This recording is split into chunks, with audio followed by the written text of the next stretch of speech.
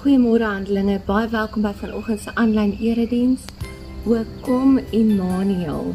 Dit is die uitroep ook van die herders in hierdie teksgedeelte. Kom ons luister saam.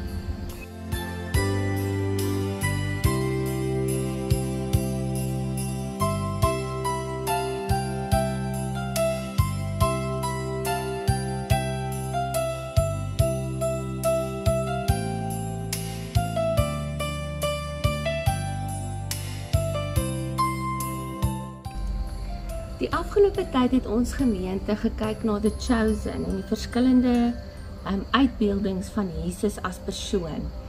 En daar is 'n spesifieke klip wat jy gerus kan gaan kyk. Dit gaan daaroor hoe die herders in die begin vir Josef en Maria raak geloop het en hoe hulle daarna ook Jesus gaan ontmoet met sy geboorte. Wat vir my so uitgestaan het is, hulle beeld hierdie hinkering uit na 'n verlosser. Ons vergeet partykeer dat tussen Maleagi en die koms van Jesus daar 400 jaar van stilte was. Die profete het geskryf een na die ander en daarna was daar nie meer profete nie. In daardie tyd het daar wetsgeleerders en skrifkenners die Bybel bestudeer en die mense gelei, maar daar het bietjie verdrukking gekom. In plaas daarvan dat hulle meer genade en liefde uitgespreek het dit 'n bietjie so geword dat hulle dit moeilik gemaak het vir mense om God te aanbid. Op 'n manier het hulle die offers meer gemaak en die genade minder. En dit het moeiliker geword vir hierdie arme skaapwagters en herders om hulle offerlammetjie te bring. In daai videoklip beeld dit so mooi uit dat hierdie herder het so swaar gekry eintlik met sy eie beserings en sy gebrokenheid, sy tekortkominge, dat in die tyd wat hy daardie lammetjie kon uitkry om te offer, het daai lammetjie 'n bietjie skade opgetel. En toe kon hy nie daai lammetjie offer nie. Hy moes toe teruggaan na sy mense toe en sê dat hy kon dit nou ongelukkig nie doen nie. En hulle het maar groot teleurstelling ervaar. Maar 'n rukkie daarna is dit hierdie einste herder wat dan afkom op die geboorte van Jesus, wat dan ook die ster ervaar en die engele seker wat uitspreek, die koning is gebore, en dan kom hierdie herder, hierdie nederige herder uit by die geboorte van Jesus. Ek lees vir ons in Matteus 1 vanaf vers 18. Die geboorte van Jesus Christus het so gebeur, toe Maria sy moeder reeds aan Josef verloof was, maar nog voordat hulle gemeenskap gehad het dit gebleik dat sy swanger geraak het uit die Heilige Gees. Omdat Josef haar man wetsgetrou was, maar haar nie in die openbaar wou verneder nie, het hy besluit om in die geheim van haar te skei. Terwyl hy daaroor nagedink het, het daar skielik 'n engel van die Here in 'n droom aan hom verskyn en gesê: Josef, seun van Dawid, moenie bang wees om Maria as jou vrou te neem nie. Want wat in haar verwek is uit die Heilige Gees. Sy sal geboorte gee aan 'n seun en jy moet hom Jesus noem, want hy sal sy volk van hulle sondes verlos. Dit het alles gebeur sodat wat die Here deur die profeet gesê het vervul kon word. Kyk, die maagd sal swanger word en 'n seun in die wêreld bring, en hulle sal hom Immanuel noem, wat as dit vertaal word beteken, God is met ons. Na die periode van hinkering na die verlosser, is die verlosser gebore, nie in 'n paleis of met weelde nie, maar in 'n nederige krib. En hierdie nederige herders ontmoet dan vir hulle. Dit word ook gesê dat Josef nie vir Maria wou verneder nie.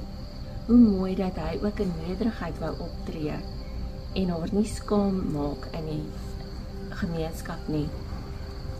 Maar dat hy tog dit deurgesien het na die engel met hom gepraat het en Jesus is gebore in die midde van herders. Hoe lyk nederigheid by my en jou vandag?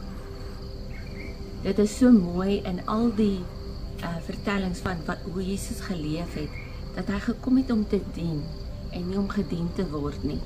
Hy is die een wat voete gewas het Hy is die een wat met nederigheid en met liefde en genade, selfs die geringstes onder ons, liefgehad het, gaan ontmoet het, genees het, aangeraak het, hulle lewens verander het.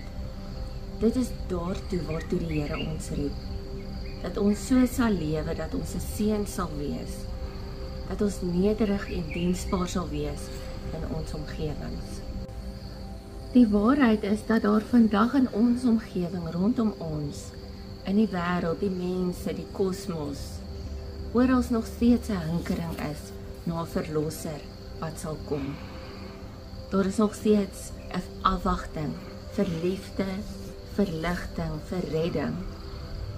En Jesus het reeds gekom, en nou kom ons daarby uit dat ons deel vorm van die koninkryk van God. Jesus het reeds gekom en nadat hy opgevaar het na die hemel, het die Heilige Gees ons kom vul en word ek en jy gestuur om hierdie lig in die wêreld te gaan skyn. Nou is ek en jy die dienaars wat geroep is om te dien, om met nederigheid die nood rondom ons raak te sien, te luister, betrokke te raak en 'n verskil te maak. En deur die manier hoe ek en jy ander dien, ander liefhet, genade het verander. Onsself nie hoër ag as ander nie. Wanneer ons dit doen, dan is die koninkryk steeds besig om te kom. So, in die midde van die hinkering, ook kom Immanuel. Weet verseker dat jy vandag 'n rol het om te speel, sodat Jesus kan aanhou kom. Nie weer as 'n babietjie nie, maar deur my en jou. Deur die unieke persone met wie ons baie kruis, deur die unieke sosiale nood rondom ons. Gaan uit en maak 'n verskil hierdie Kersfees. Gaan hê lief, gee genade, gee liefde. Doen dit nederig, doen dit diensbaar en tot eer van die Here in Jesus naam. Die Here seën ons met die krag van die Heilige Gees, met oë wat sien wat rondom ons aangaan, met 'n hart wat hinker om uit te reik en om die liefde van Jesus uit te straal. Mag ons dit doen tot eer en verheerliking van sy heilige naam. In Jesus se naam alleen. Amen.